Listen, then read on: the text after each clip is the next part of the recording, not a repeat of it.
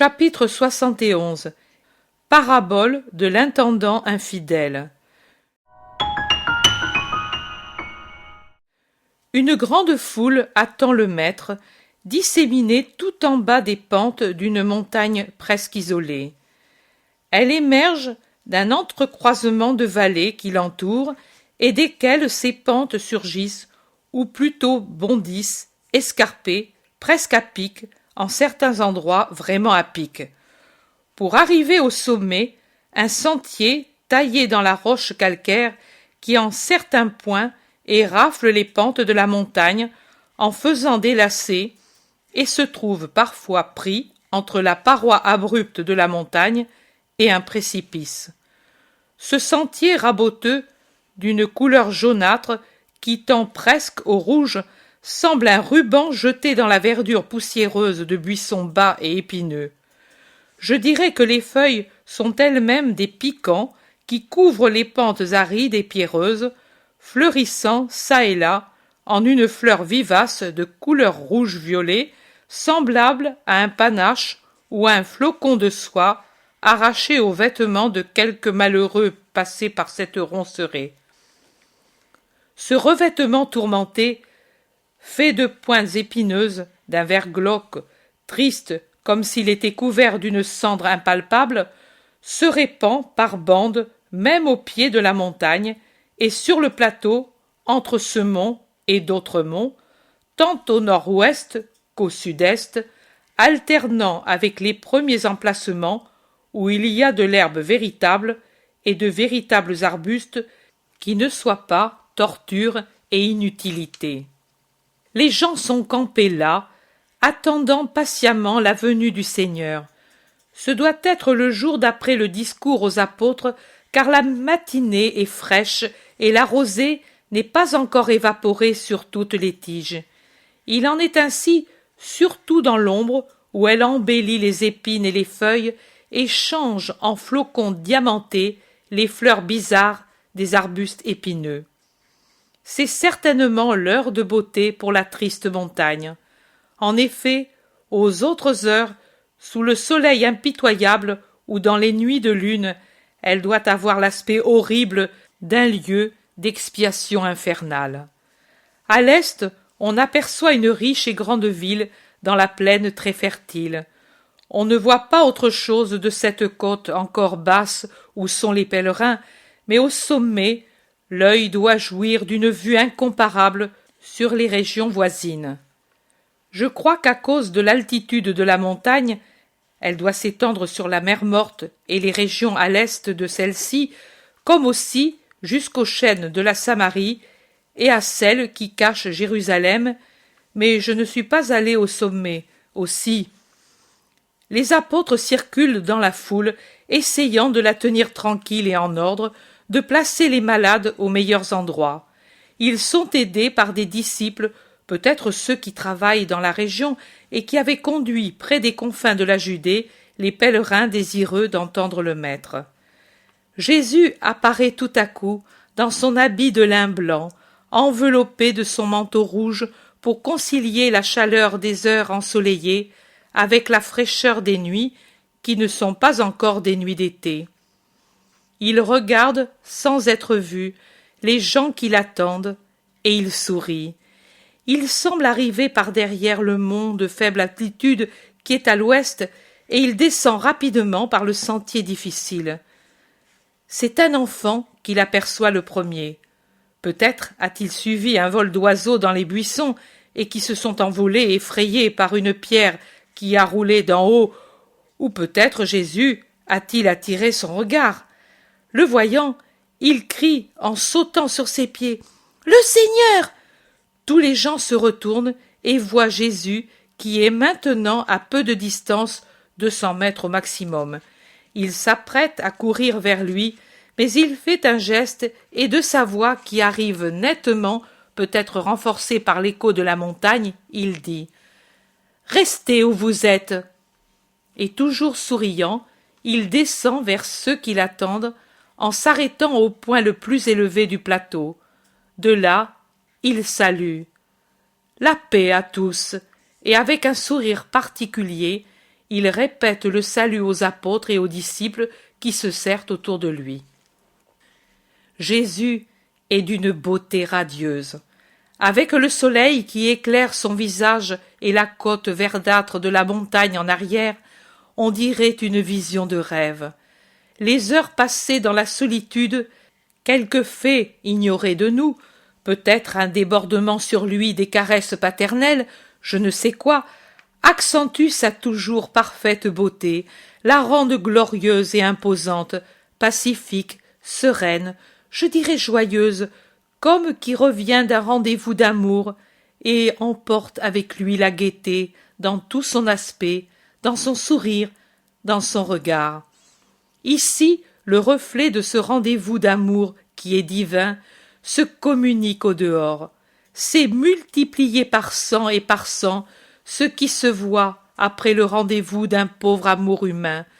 C'est une vision fulgurante. Elle subjugue ceux qui sont là, et eux, frappés d'admiration, le contemplent en silence, comme s'ils étaient intimidés par l'intuition d'un mystère d'union du Très-Haut avec son Verbe. C'est un secret, une heure secrète d'amour entre le Père et son Fils. Personne ne la connaîtra jamais, mais le Fils en conserve l'empreinte comme si, après avoir été le Verbe du Père tel qu'il est au ciel, il avait du mal à redevenir le Fils de l'homme. L'infinité, la sublimité a du mal à redevenir l'homme. La divinité déborde, explose, irradie de l'humanité comme une huile suave d'un vase d'argile poreuse ou la lumière venant d'une fournaise à travers un voile de verre translucide. Jésus baisse ses yeux radieux, incline son visage bienheureux, cache son prodigieux sourire en se penchant sur les malades qu'il caresse et guérit, et qui regardent étonnés ce visage de soleil et d'amour penché sur leur misère pour leur donner de la joie. Mais ensuite, il doit enfin le relever, et il doit montrer aux foules ce qu'est le visage du pacifique, du saint, de Dieu fait chair, encore tout enveloppé par la clarté laissée par l'extase. Il répète « La paix à vous ». Même sa voix est plus musicale que d'ordinaire, elle fait entendre des notes douces et triomphales. Puissante, elle se répand sur les auditeurs muets, recherche les cœurs, les caresse, les émeut, les convie à l'amour. À part, ce groupe de pharisiens, secs et revêches, épineux et renfrognés plus que la montagne elle-même, debout dans un coin comme des statues de l'incompréhension et de la haine, à part aussi l'autre groupe, habillé de blanc, qui se tient à part et écoute du haut d'un talus, et que j'entends indiquer comme Esséniens par Barthélemy et l'Iscariote, et Pierre murmure « Et ainsi cela fait un poulailler d'éperviers en plus !» Tout le monde est fortement ému. « Oh, laisse-les faire, le Verbe est pour tous !» dit Jésus en souriant à son Pierre, en faisant allusion aux Esséniens. Puis, il commence à parler. « Ce serait beau si l'homme était parfait, comme le veut le Père des cieux, parfait dans toutes ses pensées, ses affections, ses actes. Mais l'homme ne sait pas être parfait, et il use mal des dons de Dieu qui a donné à l'homme la liberté d'agir, en lui commandant pourtant les choses bonnes, en lui conseillant les parfaites, pour que l'homme ne puisse pas dire « Je ne savais pas ». Comment l'homme use-t-il de la liberté que Dieu lui a donnée?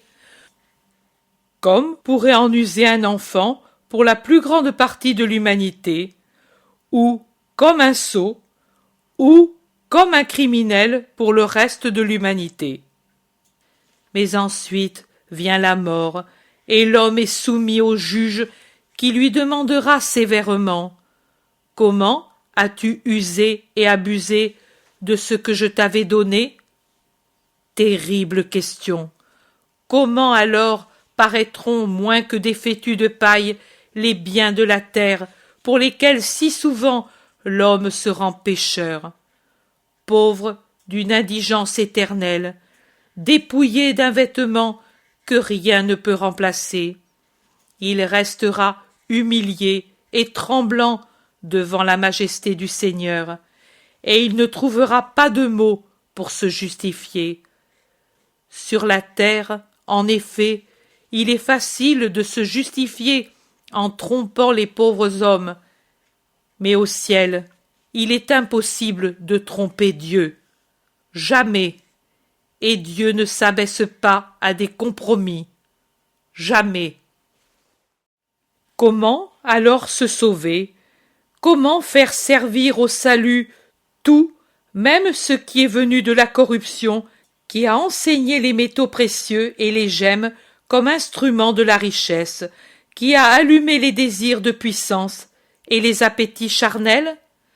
Est-ce que l'homme ne pourra pas, lui, qui, si pauvre qu'il soit, peut toujours pécher en désirant immodérément l'or, les honneurs et les femmes, et alors il devient voleur pour avoir ce que le riche possédait? L'homme riche ou pauvre ne pourra-t-il jamais se sauver? Si, il le peut. Et comment? En faisant servir les richesses au bien, en faisant servir la misère au bien. Le pauvre qui n'en vit pas, qui ne fait pas d'imprécations, qui ne porte pas atteinte à ce qui appartient à autrui, mais se contente de ce qu'il a, fait servir son humble état à l'obtention de sa sainteté future, et en vérité, la majorité des pauvres sait agir ainsi. Moins savent le faire les riches, pour lesquels la richesse est un piège continuel de Satan, de la triple concupiscence. Mais écoutez une parabole, et vous verrez que les riches aussi peuvent se sauver tout en étant riches, ou réparer leurs erreurs passées en usant bien des richesses, même si elles ont été mal acquises. Car Dieu, le très bon, laisse toujours de nombreux moyens à ses fils pour qu'ils se sauvent. Il y avait donc un riche qui avait un intendant. Certains, qui étaient ses ennemis parce qu'ils enviaient sa bonne situation, ou bien très amis du riche et par conséquent soucieux de son bien-être, accusèrent l'intendant devant son maître. Il dissipe tes biens, ou bien il se les approprie, ou bien il néglige de les faire fructifier. Fais attention, défends-toi. Le riche, après avoir entendu ces accusations répétées, commanda à l'intendant de comparaître devant lui. Et il lui dit: « On m'a dit de toi telle et telle chose. Pourquoi, donc, as-tu agi de cette façon? Rends-moi compte de ta gestion, car je ne te permets plus de t'en occuper. Je ne puis me fier à toi, et je ne puis donner un exemple d'injustice et de laisser-faire qui encouragerait les autres serviteurs à agir comme tu as agi. Va, et reviens demain avec toutes les Écritures, pour que je les examine, afin de me rendre compte de l'état de mes biens, avant de les confier à un nouvel intendant. » Et il renvoya l'intendant, qui s'en alla préoccupé, se disant en lui-même: « Et maintenant, comment vais-je faire, maintenant que le maître m'enlève l'intendance?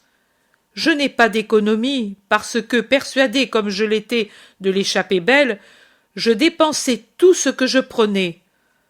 M'embaucher comme paysan sous un maître, cela ne me va pas, car je ne suis plus habitué au travail et alourdi par la bonne chère. Demander l'aumône, cela me va encore moins. C'est trop humiliant. Que faire? » En réfléchissant longuement, il trouva un moyen de sortir de sa pénible situation. Il dit: « J'ai trouvé. De la même façon que je me suis assuré jusqu'à présent une existence confortable, désormais je vais m'assurer des amis qui me reçoivent par reconnaissance lorsque je n'aurai plus l'intendance. Celui qui rend service a toujours des amis. Allons donc rendre service pour que l'on me rende service, et allons-y de suite avant que la nouvelle se répande et qu'il soit trop tard. » Il alla chez plusieurs débiteurs de son maître, et il dit au premier: « Combien dois-tu à mon maître pour la somme qu'il t'a prêtée au printemps il y a 3 ans ?» Et l'autre répondit: « 100 barils d'huile pour la somme et les intérêts. »« Oh, mon pauvre, toi, avec tant d'enfants, toi, avec des enfants malades, devoir tant donner? Mais ne t'a-t-il pas donné pour une valeur de 30 barils? » ?»« Si, mais j'étais dans un besoin pressant, et lui me dit: « Je te le donne, mais à condition que tu me donnes ce que la somme te rapportera en 3 ans. » Elle m'a rapporté une valeur de 100 barils, et je dois les donner. « Mais c'est un usurier. Non, non, lui est riche, et tu as à peine de quoi manger. Lui a peu de famille, et toi une famille si nombreuse.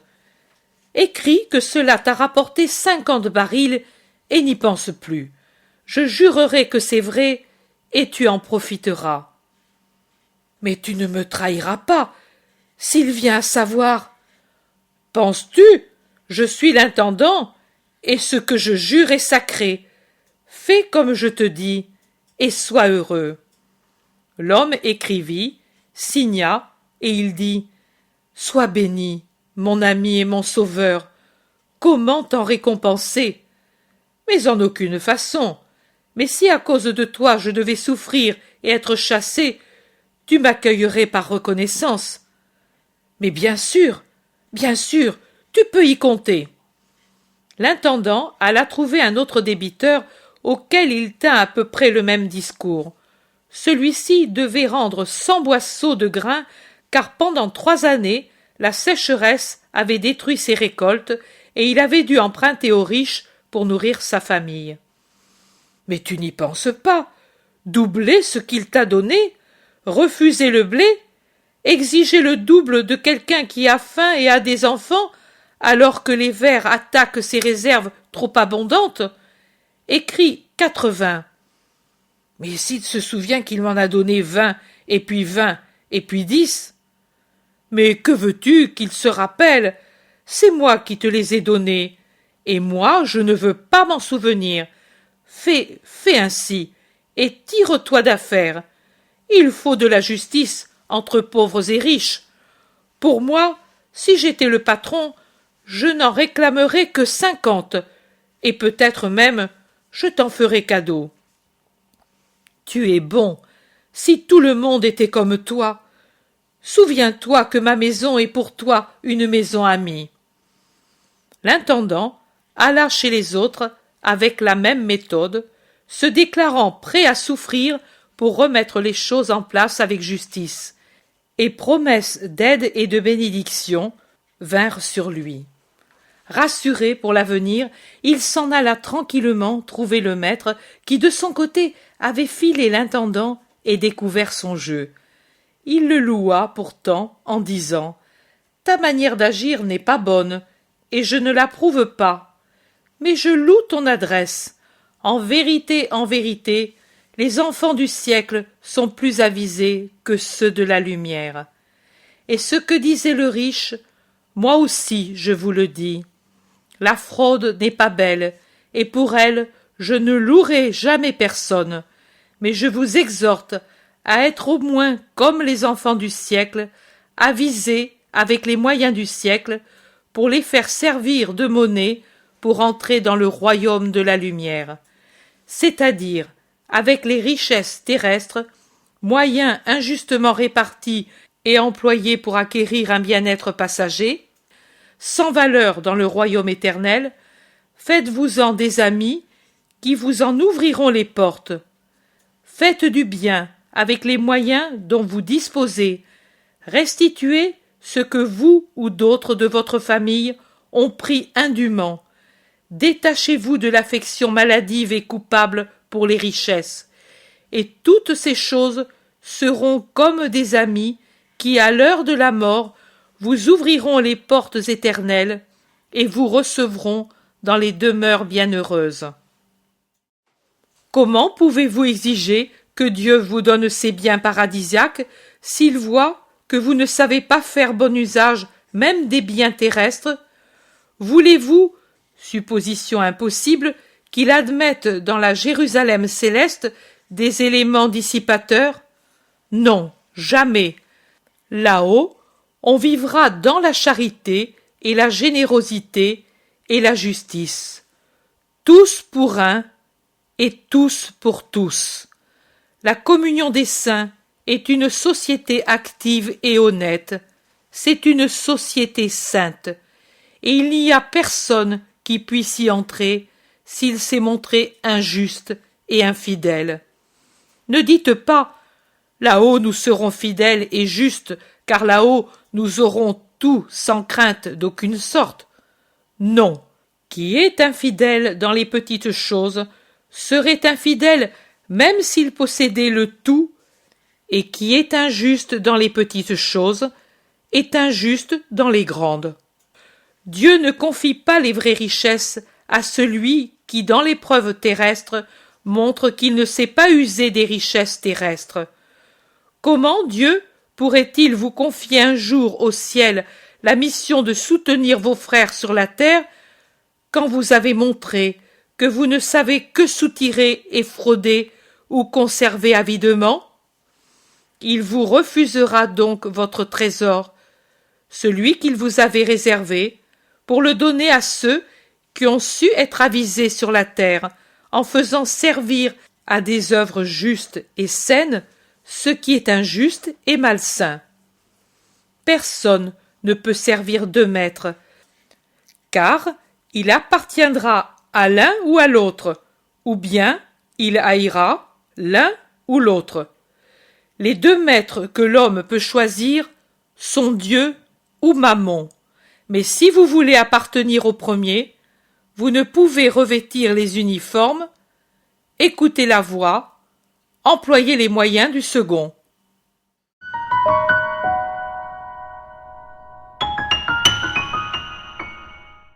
L'Évangile tel qu'il m'a été révélé est adapté pour tout public par les éditions Marie-Valtorta. En bande dessinée, Ictus, la vie de Jésus. Découvre la vie de Jésus pour les 4-7 ans. La vie de Jésus pour les 8-12 ans. L'Évangile tel qu'il m'a été révélé simplifié pour les 13 ans et plus. Et aussi en audio sur clé USB. Disponible en librairie ou directement aux éditions Maria-Valtorta sur asonimage.fr.